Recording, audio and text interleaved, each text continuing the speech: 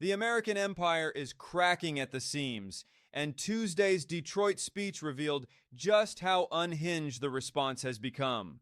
While standing before the Detroit Economic Club, supposedly to address the very real affordability crisis crushing working Americans, Donald Trump launched into a rambling, unfocused spectacle that bounced from attacking the Federal Reserve chairman as a jerk and a real stiff to claiming grocery prices are falling rapidly when they're demonstrably not, to threatening his own Republican senators who dare question his agenda. This wasn't just political theater. This was a president 1 year into his second term, presiding over an economy where consumer sentiment has collapsed to near record lows, where Michigan still holds one of the highest unemployment rates in the nation, and where his own Treasury Secretary reportedly told him his Justice Department's investigation of the Fed chairman made a mess. Yet Trump declared the Trump economic boom is officially begun, while 64% of Michigan voters report their household costs have surged. The contradictions are staggering. He promised a Michigan miracle, but delivered tariff uncertainty that economists say has raised prices and hurt American businesses. He mocked Detroit as a developing area comparable to China, then pretended to be its savior. He claimed inflation has stopped on the same day the Labor Department reported prices rose 0.3% in December.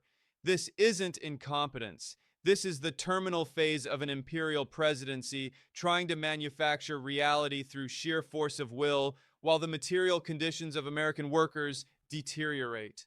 The question isn't whether Trump has lost touch. It's whether the entire political establishment can continue governing a crumbling empire with nothing but propaganda and spectacle. So let's talk about what actually happened in Detroit on Tuesday, because this is a textbook case of an imperial presidency trying to govern through sheer narrative construction while the material reality underneath is collapsing. Trump stood before 500 members of the Detroit Economic Club at the Motor City Casino Hotel and delivered what he called the easiest speech he's ever had to make because, as he put it, all he's doing is spewing off what the hell they've done. And right there, in that statement, you see the entire pathology of how this administration operates. The easiest speech is one where you just declare victory, manufacture reality through assertion, and hope nobody checks the receipts. But here's the thing about material reality. It doesn't care what you say. And the material reality right now in Michigan, in Detroit, across the industrial heartland of America, is one of profound economic anxiety.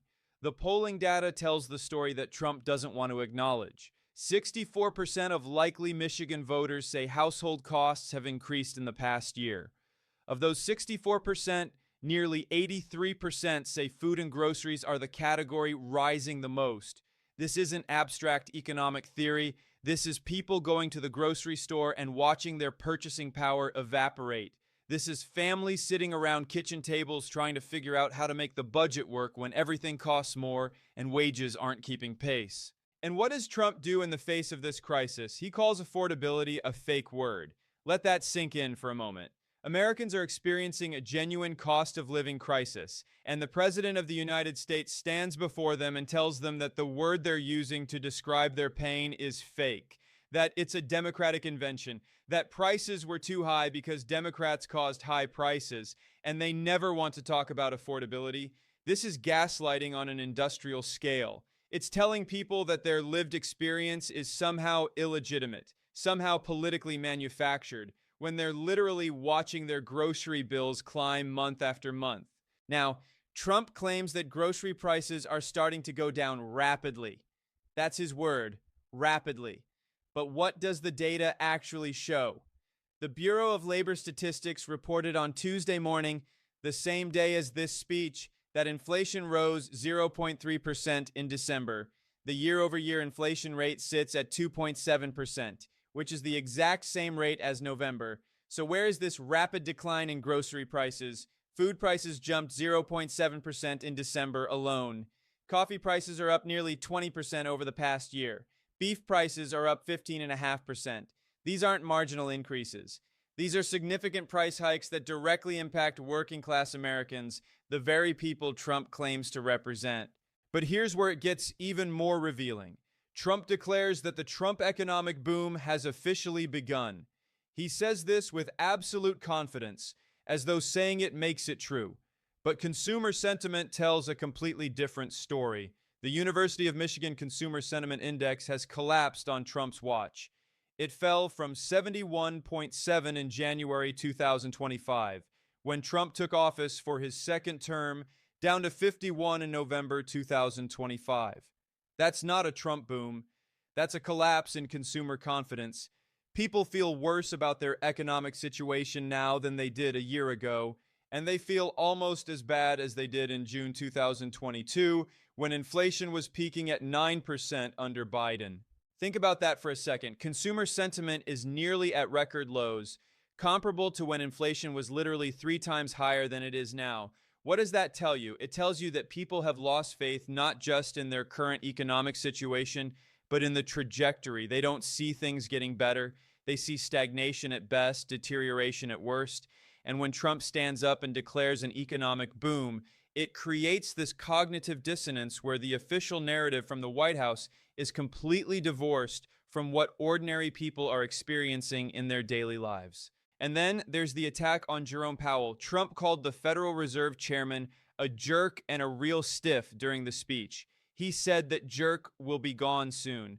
This isn't just unpresidential behavior, although it certainly is that. This is part of a coordinated campaign to subordinate the Federal Reserve to presidential authority, to destroy the independence of the central bank, and bring monetary policy under direct political control. And we know this because it's not just words. Trump's Department of Justice, under the direction of U.S. Attorney Jeanine Pirro, has launched a criminal investigation into Powell. They've served him with grand jury subpoenas. They've threatened criminal indictment, all ostensibly over testimony Powell gave to Congress about cost overruns on the Federal Reserve building renovation. But Powell knows what this is really about, and he said so publicly in a video statement that was remarkably blunt for a Fed chairman.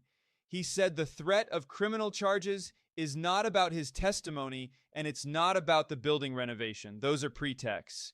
What this is really about is whether the Federal Reserve will be able to continue setting interest rates based on evidence and economic conditions, or whether instead monetary policy will be directed by political pressure and intimidation. Powell understands that Trump wants rates cut aggressively to goose the economy, to make the numbers look good, to reduce the federal government's borrowing costs. And the Fed has been resisting because inflation is still above the 2% target, and cutting rates too aggressively could reignite price pressures. So Trump is doing what authoritarian leaders do when institutions won't bend to their will. He's trying to destroy the institution. He's trying to make an example out of Powell to ensure that whoever replaces him understands that independence is not an option. This is the politicization of monetary policy, and it has profound implications not just for the U.S. economy, but for global financial markets. When Jamie Dimon, the CEO of J.P. Morgan Chase, says that anything that chips away at Fed independence is probably not a great idea and will likely raise inflation expectations and increase rates over time, you know that even the financial establishment is alarmed. And when Republican Senator Thom Tillis says he'll oppose any Trump nominee to replace Powell until the legal matter is resolved, you're seeing cracks in the Republican coalition over this naked power grab. But let's zoom out and look at what Trump is actually promising versus what he's delivering. He says he's going to announce healthcare affordability framework later this week that will reduce premiums for millions and lower drug prices. He says he'll provide detail about housing policies at Davos next week that will enable every American who wants to own a home to afford one. These are massive, sweeping promises. But what's the track record on follow-through? Trump proposed capping credit card interest rates at 10% for 1 year. Banking groups immediately said this would be devastating for millions of American families and small business owners because it would restrict access to credit for people with lower credit scores. The policy is legally dubious. It's unclear what authority Trump has to impose this unilaterally, and economically questionable. And here's the fundamental contradiction at the heart of Trump's economic policy. He's running massive tariffs that function as taxes on imported goods, which raises prices for consumers and businesses. Economists estimate that Trump's tariffs amount to an average tax increase of $1,100 per household in 2025 and $1,500 in 2026. Goldman Sachs estimates that tariffs caused inflation to increase by half a percentage point in 2025. Federal Reserve officials have said explicitly that tariffs are responsible for inflation running above the 2% target. So Trump's signature economic policy, this aggressive protectionism, this tariff regime, is directly contributing to the affordability crisis that he claims to be solving. Now, Trump defends the tariffs by saying they've closed the trade deficit and helped the car industry in Michigan. He calls tariff his favorite word, or actually his fifth favorite word, which raises questions about what the other four are, but let's not go there. The problem is that the tariff strategy is predicated on a fundamental misunderstanding of how modern supply chains work. American automakers don't just manufacture in the United States. They have integrated North American supply chains. They manufacture components in Mexico, assemble vehicles in the U.S., and sell into the Canadian market. When you impose tariffs on goods coming from Mexico, you're not protecting American manufacturing. You're raising costs for American manufacturers who depend on those cross-border supply chains. And we're already seeing the economic impacts. Job growth has slowed dramatically throughout 2025. The December jobs report showed the economy added only 50,000 jobs, and when you factor in revisions to October and November, the 3-month moving average of job gains was actually negative 22,000. That's not job creation, that's job loss. The unemployment rate ticked down slightly to 4.4%, but that's partly because people are leaving the labor force. Labor force participation is not expanding.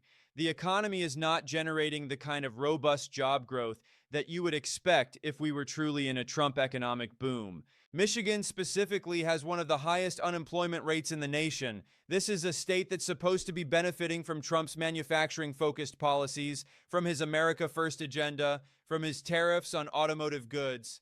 But the material reality is that Michigan workers are not seeing the promised benefits. Wages in Southeast Michigan have been growing faster than the national average, but that's a continuation of trends that predate Trump's second term. And even with that wage growth, it's being eaten up by inflation. Real wages, adjusted for inflation, have been essentially flat. Americans have gained precisely zero purchasing power over the past 4 years when you account for the cumulative impact of inflation from 2021 through 2025. And this brings us to what might be the most telling moment of the entire speech. Trump talked about his tour of the Ford Dearborn truck plant earlier that day, where they manufacture the F-150. Ford put out this very carefully worded statement about being excited to welcome Trump, about showcasing American workers assembling America's best-selling truck. But notably, Ford didn't endorse Trump's trade policies. They didn't say the tariffs are helping them, they just acknowledged his visit. Because the reality is that automakers are caught in a bind. They need to maintain good relations with the administration, but they also know that these tariffs are raising their costs and making them less competitive globally. Trump's whole pitch in Detroit was about saving the American auto industry, about bringing back manufacturing jobs, about restoring economic vitality to the industrial heartland. But he's been president for a year now in his second term, and what do we actually see? We see an economy where consumer sentiment is collapsing, where people feel worse about their economic prospects, where inflation is still running above target, where job growth is stalling, where household costs are rising faster than incomes, and we see a president who responds to this reality not with policy solutions, but with narrative warfare. He simply declares that an economic boom has begun and expects people to believe it despite what they're experiencing in their own lives. This is what late-stage imperial governance looks like. When you can't actually solve problems through material improvements in people's lives, you try to solve them through communication, through propaganda, through sheer force of assertion. You tell people that their concerns are fake, that the words they use to describe their economic anxiety are democratic inventions, that everything is actually great if they would just stop believing their lying eyes. And when institutions like the Federal Reserve won't play along with your narrative, when they won't cut interest rates on your political timeline because they're worried about inflation, you don't engage in policy debate. You criminally investigate the Fed chairman. You threaten indictments. You try to destroy the institution's independence. What Trump revealed in Detroit isn't just incompetence or dishonesty, although there's plenty of both. What he revealed is a governing strategy that's fundamentally authoritarian in its approach. It's governance by decree, by assertion, by the destruction of any institutional check on presidential power. And it's all in service of maintaining a narrative of success that bears no relationship to the material conditions that most Americans are experiencing. The tragedy is that there are real solutions to the affordability crisis. You could stop imposing tariffs that function as regressive taxes on working-class consumers. You could invest in expanding productive capacity instead of just redistributing existing production through trade restrictions. You could strengthen labor organizing rights so that workers have more bargaining power to demand wage increases that keep pace with inflation. You could break up corporate monopolies that have pricing power and are using it to pad profit margins. You could tax concentrated wealth and use those resources to provide direct material support to working families. These aren't radical ideas. These are the kinds of policies that built the American middle class in the post-war period. But Trump isn't interested in any of that because it would require acknowledging that the current economic system is rigged in favor of capital over labor, that concentrated wealth and corporate power are core problems, that his own policies are contributing to the affordability crisis rather than solving it. So instead, he does this dance in Detroit where he attacks the Fed chairman, declares grocery prices are falling rapidly when they're not, claims an economic boom has begun when consumer sentiment is near record lows, and insults Detroit as a developing area comparable to China while simultaneously claiming he's going to save it. The question isn't whether Trump has lost his mind, as the clickbait title suggests. The question is whether this kind of governance by gaslighting can continue to function when the gap between the official narrative and lived reality becomes so wide that it's unbridgeable. Can you tell people that affordability is a fake word when 64% of Michigan voters say their household costs have increased? Can you declare an economic boom when consumer sentiment has collapsed by nearly 30%? Can you claim grocery prices are falling rapidly when food inflation jumped 0.7% in a single month? At some point, material reality reasserts itself. At some point, the propaganda stops working because people's actual experiences are too contrary to what they're being told. And when that happens, when the narrative collapses under the weight of its own contradictions, you get political instability. You get voters who feel betrayed because they were promised relief and got more of the same or worse. You get institutions that lose legitimacy because they've been subordinated to political control. You get an economy that underperforms because policy is being made based on political imperatives rather than economic fundamentals. That's where we are right now. That's what the Detroit speech revealed. An administration that's 1 year into its second term, facing a midterm election later this year where Republicans are genuinely worried about getting wiped out, and the response is to double down on the gaslighting, to attack the Fed chairman more aggressively, to make even bigger promises about affordability initiatives while pursuing policies that make everything more expensive. It's unsustainable, it's incoherent, and ultimately, it's going to fail because you cannot govern a modern economy through sheer force of narrative when the underlying material conditions are deteriorating for the majority of the population. Reality has a way of asserting itself no matter how loudly you declare victory.